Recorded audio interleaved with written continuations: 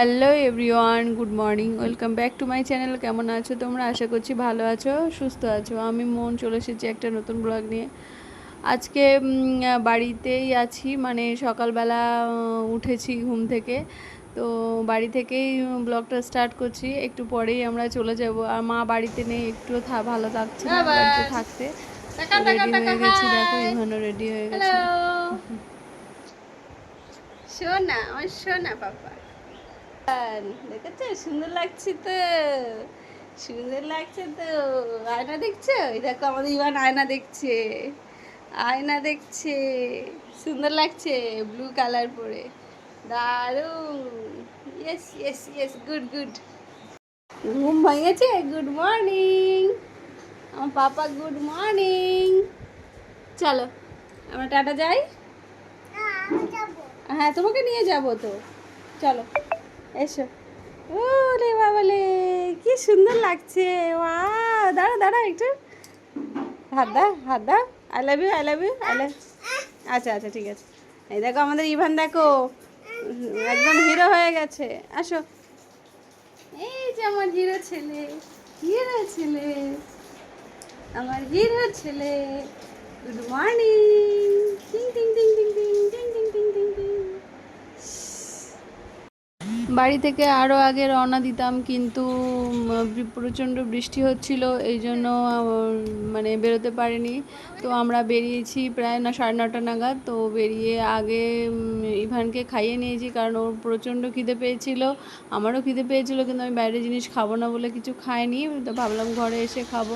তো আসার সময় চিকেন কিনে নিয়ে এসেছিলাম। তো ইভানের পাপা বললো আজকে আমি বাড়িতে আছি, চিকেনটা রান্না করো।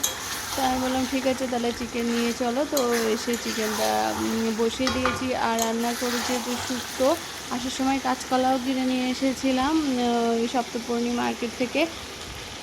আর ইভানকে একটা বার্গার খাইয়েছিলাম, ও বার্গারই খাবে, কেকটা কিছু খাবে না। তো বার্গার খেয়েছিল। আর এই যে বাড়ি থেকে লেবু এনেছিল, লেবুটা কাটলাম। তো ইভানের পাপা খাবে বলেছে, জানি না কখন খাবে।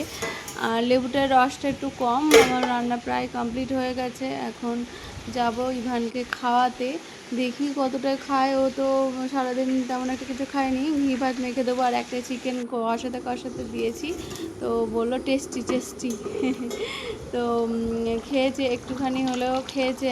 আর দিদিবাড়ি থেকে আম দিয়ে দিয়েছিলো দুটো, তো সেখান থেকে অর্ধেকটা আম খেয়েছে আর একটুখানি চিকেন খেয়েছে, বেশি খায়নি। চিকেন দাঁতে জড়িয়ে যায় বলে চিকেনটা অতটা বেশি পছন্দ করে না। মাছটা খায়, কিন্তু ওই কয়েকদিন ধরে খাওয়া দাওয়া বন্ধ করে দিয়েছে, মাছ একদমই খায় না। খেলে শুধু ভাত খায়, ব্যাস এটুকুই, আর কিছুই খায় না। আর বাইরের জিনিস সবসময় একটু বেশি নেশা, তাও অনেকটা কমিয়ে দিয়েছি শরীর খারাপের পর থেকে, কারণ ওর আবার পেটের সমস্যা, পাতলা পায়খানা হয়ে যায় প্রায় প্রায়। এই জন্যই ওকে ভেবেছি আর দেবো না, কিন্তু এত চিৎকার করে, এত জ্বালাতন করে, সেই জন্য দিতে আমাদের বাধ্য হতে হয়, এই কারণেই আর কি। তো মাংসটা আজকে পাপা বললো যে ঝোল ঝোল খাবো, তো আমি আবার একটু বেশি করে জল দিয়েছি। আর আলু না দিলে ওর বাবার ভালো লাগে না, আলু দিতেই হবে। আর দেখো মাংস রেডি হয়ে গেছে, কালারটা কেমন হয়েছে তোমরা কমেন্ট করে জানিও। তো আমার তো বেশ ভালোই লেগেছে, কালারটা কত সুন্দর এসছে। এরকম কালার না হলে আবার ইভানের পাপার আবার খেতে ইচ্ছা করে না। আমি যদি সাদা সাদা রান্না করি একদম খাবে না আর কি, যেহেতু মাংস মাংস সাদা একদমই খেতে চায় না। তো তারপরে সব কিছু নিয়ে বসে গেছি। অনেক দিন পরেই মাংসটা রান্না করলাম, কারণ আমার শরীর খারাপের পরে একদম মাংস রান্না করা হয়নি আর খাওয়া হয়নি। ও খেতে পারেনি, ওরও ইচ্ছে করে মাঝে মাঝে খেতে, কিন্তু তেল মশলা আমি খাই না বলে ও খায় না। তো আমি জাস্ট এক পিস চিকেন তুলে আর কি খেয়েছি। আর ইভানকে খেতে ডাকছি, খাবে না, ও এখন দুপুরবেলা ললিপপ খাবে।